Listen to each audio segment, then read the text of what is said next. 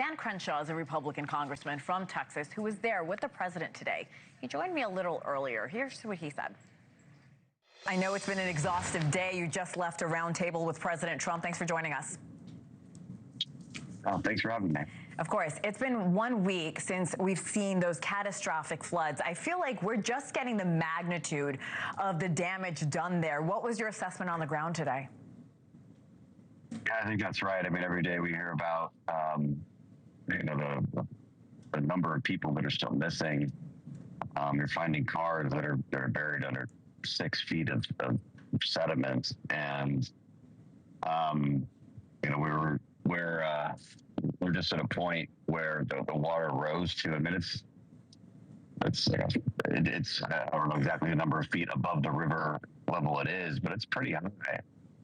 To imagine houses swept away that are that high above the river gives you an idea of the magnitude of the flash flood and just the way the river is here because of the canyon. It does create this potential for this extreme wall of water to just suddenly come out, which is what happened, and it really is devastating.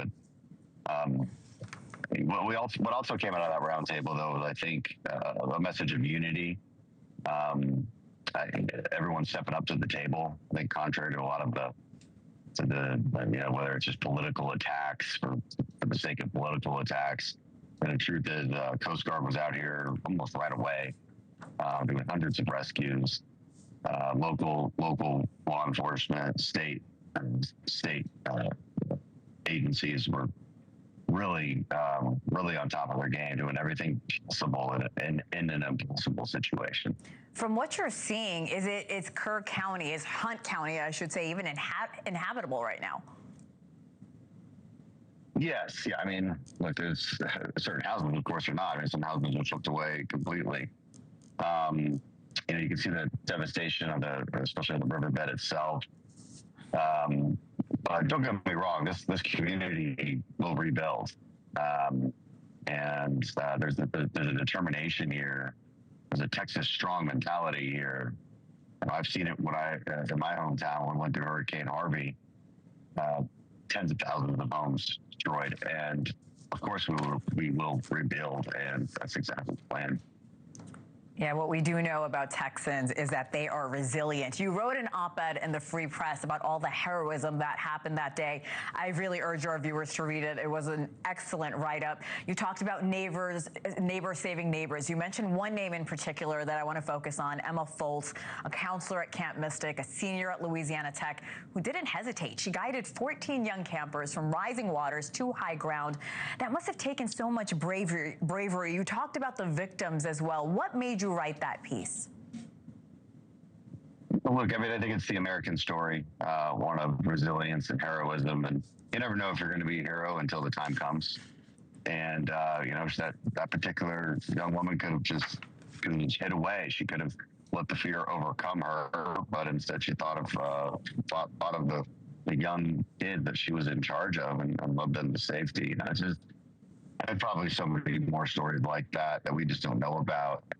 I wish we could write about all of them and show people that there's still heroes out there. And I think people need to know that. Yeah, absolutely. The county had to know that kids' summer camps were right in the flood zone area. That's not a surprise. Some of the cabins at Mystic stood in extremely hazardous floodways. Many states ban construction in floodways, just like the ones we're seeing at Camp Mystic. Why was this camp allowed to put cabins, especially with 8- and 9-year-olds living there for the summer?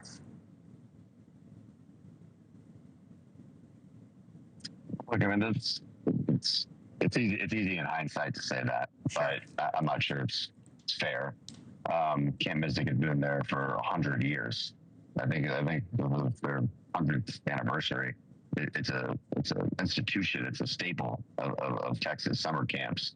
We could argue this is a 1 in 1,000 year type flood. I mean, it is flash flood alley. We've had major floods in the past. They had plans in place to try to alert counselors, but this is all the bad things happening at once. The timing of it, 4th of July weekend, middle of the night. I mean, earlier that day there was warnings going out, but nobody's even seeing any rain. And living in Texas, we get these kind of warnings a lot. And but when it gets really bad and it's 2 a.m., you're not sure everybody's getting notified, but they were notified because the water was all of a sudden rushing in that fast. And some of it just happened too fast to react to. Worth noting too, I mean, Camp Mystic that tragically lost 28 girls, but they also saved over 500. Yeah.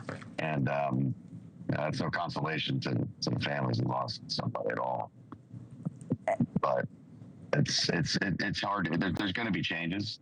There's going to be a legislative session in Texas starting in 10 days that will, of course, look at what changes need to be done. They're going to hold, Dan Patrick with this there, is that they're going to hold that hearing right there in the county, not in Austin, but right here. So they can hear from the people and see what we could do better.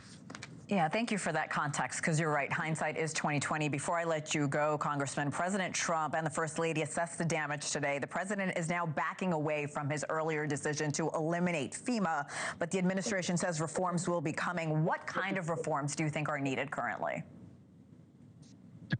Hard to say. Look, this is a situation or an issue I worked out early in my congressional career because I was coming off the days of Hurricane Harvey, and I think people first of all misunderstand what FEMA is for. FEMA is the last stop.